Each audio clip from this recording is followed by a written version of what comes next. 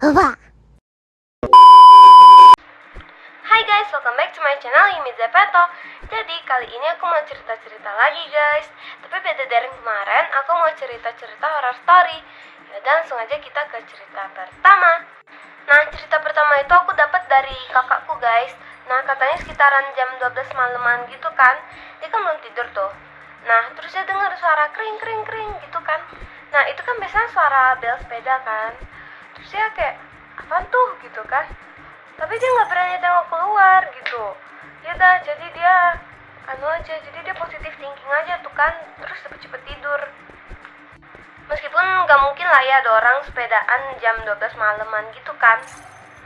Walaupun ada, pasti ada suara kayuhan sepedanya atau enggak suara sepedanya digesek ke tanah gitu. Tapi ini nggak ada sama sekali guys. Nah beberapa hari setelah itu, setelah dia dengar bunyi kering-kering itu kan dia kan suka nge-scroll Instagram kan. Nah dia tuh ketemu di beranda Instagramnya. Kalau dengar bunyi kayak ada lonceng, tapi nggak ada suara gesek sepeda atau suara kayuhan gitu, Katanya sih ada lah. Itu gitu.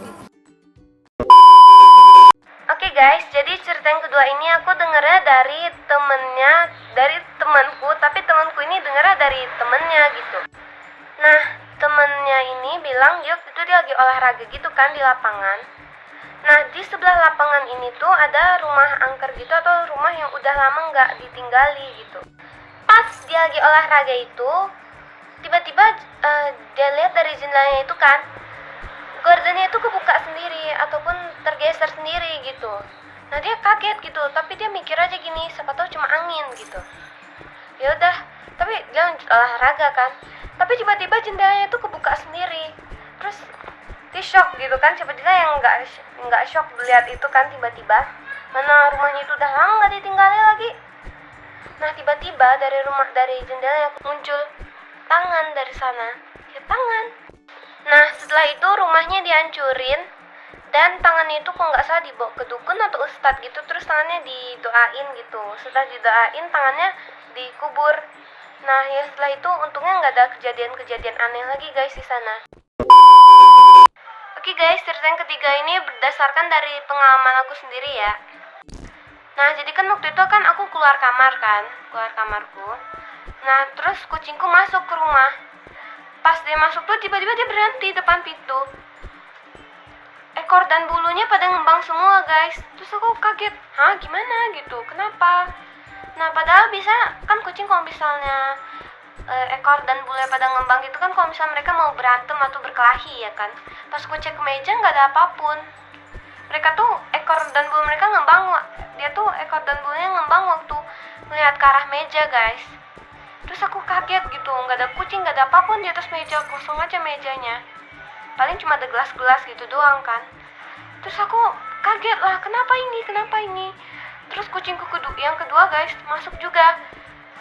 Terus dia berhenti depan pintu, dia ngeliat ke arah meja juga. Ekor dan bulunya pada ngembang lagi kayak kucingku yang pertama masuk tadi.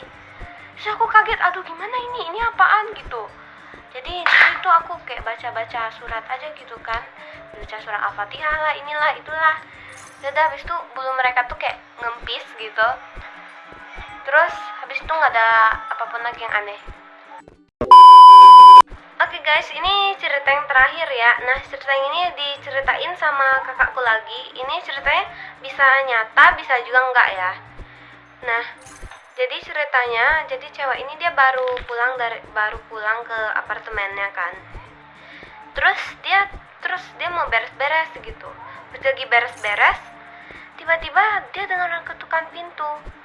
Terus saya ingat dia juga pernah mengalami ketukan pintu kayak gitu juga. Terus dia panik, aduh gimana ini? Pertama dia berniat keluar gitu kan, tapi dia terlalu takut buat keluar guys. Dia kan nggak tahu apa yang dia tahu sih sebenarnya ada apa yang di balik pintunya, tapi dia pernah juga mengalami kayak gitu dan dia tuh sejak itu tuh dia ketakutan sekali guys karena itu. Akhirnya dia pikir aku sembunyi aja deh di kolong kasur gitu. Tapi waktu dia sembunyi di kolong kasur itu ketukannya makin keras kayak tok tok tok gitu. Terus dia mikir aduh gimana ini gitu. Dia pun akhirnya sembunyi di bawah mejanya kan. Tapi dia pikir ngapain sembunyi, kayak bocil aja. Yaudah akhirnya dia cek ke dalam tasnya kan, dalam tasnya, terus dia ngambil dompetnya. Dia pun ngecek isi dompetnya, dia berharap mana tahu ada isinya gitu. Ternyata dompetnya kosong, nggak ada apa-apa. Dia panik, aduh gimana ini. Dia pun akhirnya memberanikan diri kan buat keluar. Dia buka pintunya, dan ternyata yang di luar itu adalah kurir paket COD.